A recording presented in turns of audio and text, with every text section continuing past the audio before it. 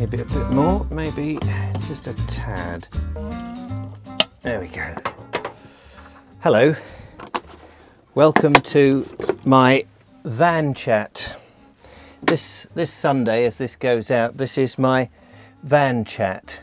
Instead of the life chat and the Bald Explorer Sunday chat, I just thought today I would do my catch-up video and talk about life, the universe and the Bald Explorer in the van. So I've got my wonderful lights. You can't see much of them, but they, where can you see them? I can't really see the monitor terribly well, so hopefully you can. I've got these lights here as well, but I probably don't need them. There we go. This sort of brightens me up a little bit, maybe too much. I'm just going to leave them off for a moment.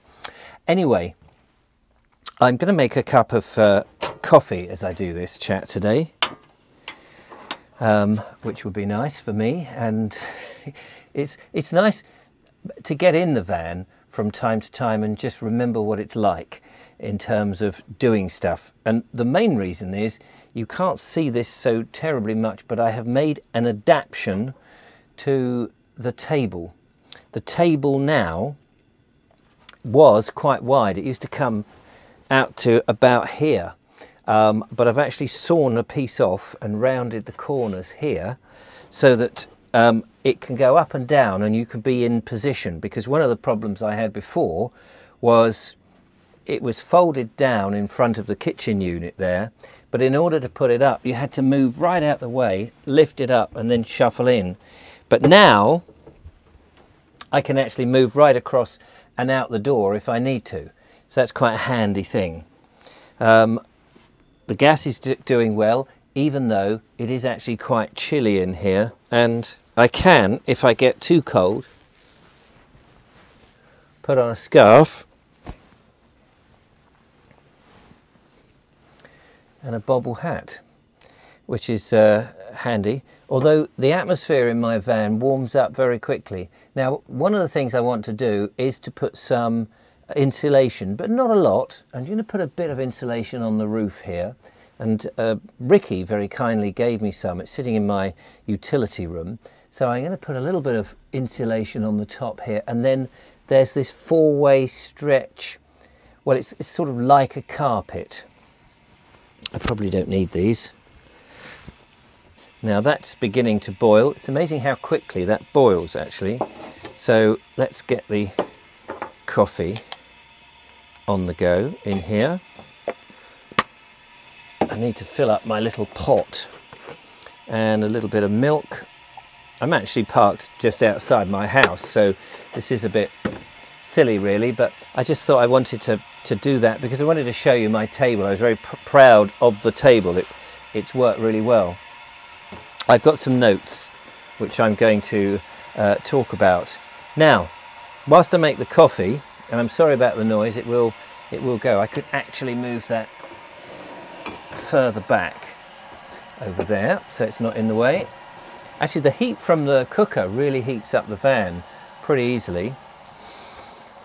I received this book the other day, Why We Get Sick, by Benjamin Bickman, PhD. Let's turn that off because that is quite loud, and pour that coffee out. There we go.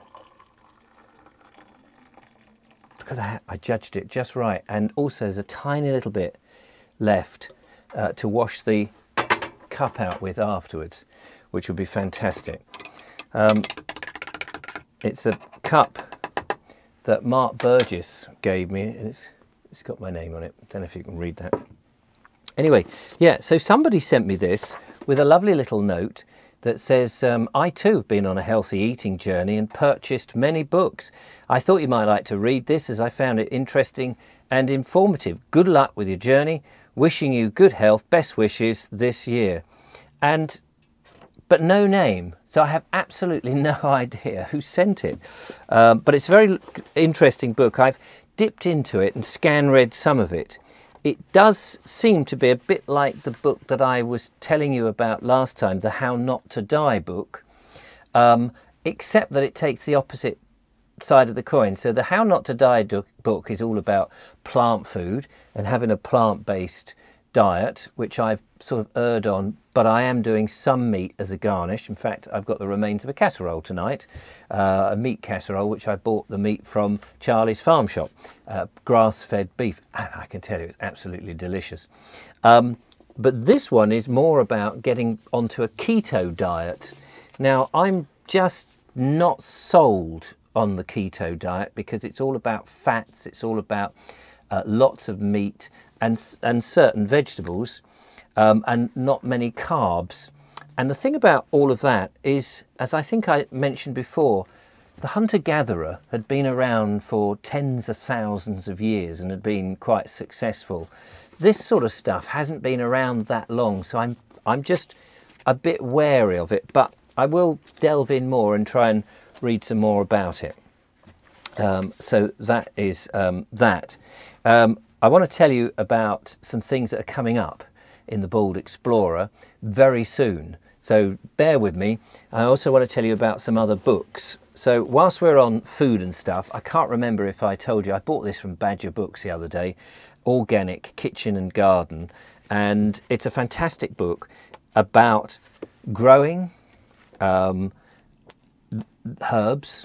a lot of herbs and various vegetables and certain flowers, the medicinal purposes, of course, that you might have organic food, and then cooking and some ideas for what to eat. And they've got some amazing sort of pictures in there of some rather beautiful and slightly sugary things, which I shall have to avoid because I'm trying to keep off the sugars. And by the way, I am well off the sugar. My bread regime is going well.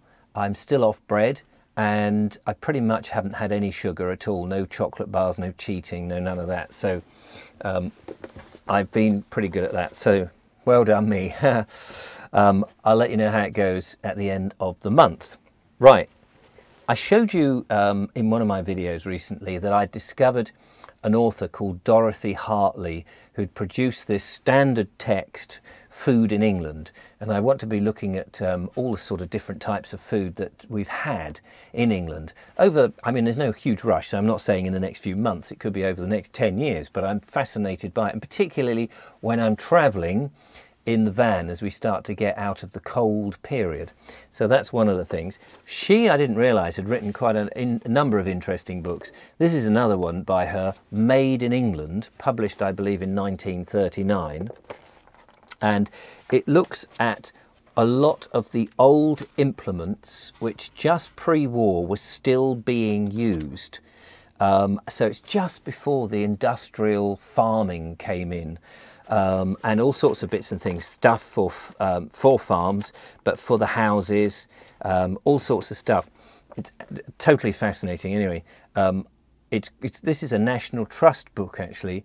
So if you're going around National Trust properties, it sort of really helps you understand some of the tools that you'll see spread around. So, you know, I'm interested in England, my quest for England and England tools and things, all handmade by craftsmen just before that sort of industrial stuff where stuff is made in factories by craftsmen who work with their hands, who got the joy of building something and specialised but in a number of different things rather than just one thing or operating a single machine. An amazing time, and of course no plastic. A lot of it is sort of made from the wood and stuff that was grown to help make things. So I want to learn all about that. Another one that she wrote here is The Land of England. So again, more to absorb. And this is pretty much about the things that the customs, the seasons, the traditions. This was, I think, published in the 70s. Things, again, that are just really were on its last legs at that time. A lot of interesting stuff to explore. So I should be doing that. Anyway, I wanted to share those with you, just in case any of you read them, seen them, knew about them, and had any more insight on them. So that's that. Right, let me tell you, we've got some interesting videos hopefully coming up. I've been in touch with Dan Osborne from Phoenix History, the YouTube channel. You may remember I went to Harrison's Rocks with him. he's very keen to do another collaboration with me, and we're going to go to Eridge Rocks, which again is up that way towards Tunbridge Wells, just on the Sussex and Kent border. So although my Sussex border walk has not yet anywhere near got round there, it's nice to explore some of these places before I even get there. By the way, cheers. So that's one of the things that's coming up, and I'm very excited because Dan is a very enthusiastic individual and he knows about geology. He was a teacher, so his videos, and you can check his channel out at Phoenix History, he has a much more, I suppose, educational bias to his videos, which is great, whereas mine is more exploring and my reaction to stuff, because I never try and pretend to be an educator. I know some people have said, oh, Richard, you're an educator. Well, if people are discovering with me and finding out things, well, that's absolutely fantastic. But of course, that's not really my remit in my mind. I'm exploring in my quest to work out what England is for me, through the landscape history and heritage and nature. And also, well, through my reaction to it, as I say, my personal interactions to the visceral feel of touching things that have got connected to this land. Anyway, so that's coming up soon. I'm going to meet up with another viewer of mine, Tim Tricker, in Crowborough. East Sussex is an area that I have not deliberately ignored, but I've not explored terribly much. And there's a lot that way, of course. West Sussex I've covered a lot, so I want to spread my wings a bit. And I believe Tim has agreed to take me, and we're going to go on a walk, or maybe a couple of walks, and we're going to bring that to you. So hopefully these will be interesting. A part of Sussex that is a bit different to from my perspective, to the regular viewers. And of course, troublemaker Ricky, talking about vans and things, you may remember, Coaster Ricky. Oh, I haven't got any coasters in here. I'll do that, look. There we go. He'll be telling me off. Yes, he and I are going to make some more walks, and we're also doing something in which we want to talk about some of Englishness things.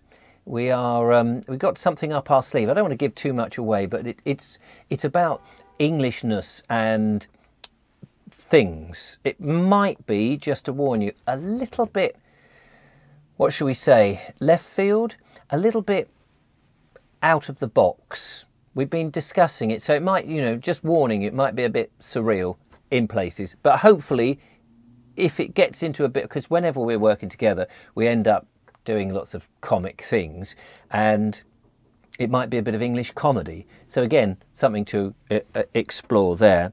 And Ian McCagan, again, one of my lovely viewers over there in Hampshire. You may remember I've camped in his field in the van. He's invited me back, and we're going to go exploring some more interesting places. We went to that rather lovely chapel that was all full of ceramics, ceramic art. I can't remember it off the top of my head, but he's got some more places up his sleeve, and he said he'll take me along. So I'm really excited about that. So that's really good. We've got this tent that one of my viewers sent me, this great big tent. So the lovely Julia and I are planning on going on a camping week, probably. We're not quite sure where, but we'll put the tent in a campsite, so we've got use of the facilities, I suppose, and then use the van as a day van to go here, there and everywhere and do some more exploring. So we may do 2 of those this year in 2 different places. It all depends on Julia's availability. As you know, she's got children, so it's a question of whether we bring them with us or not bring them with us. So it's all good fun. I can hear a car now just coming up to park behind me. There'll be some more Greensand Way. Did one recently with Matthew Holdsworth, which was humorous. I think the parrot was the most salient and intelligent member of the trio. And of course the Sussex Border Walk, which I want to do a lot more of, and we'll get back on the next leg of that very soon. I'm just waiting for the right weather. But thank you very much for your reactions to that, and of course your imploring that we get on with it.